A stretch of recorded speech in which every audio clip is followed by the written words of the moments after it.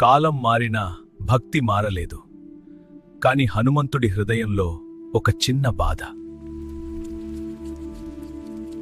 హనుమాంతి దేవుడిని ఎప్పుడూ కోల్పోదు.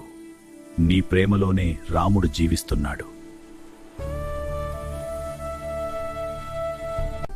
హనుమాన్, రాముడు నేనే రాముడు.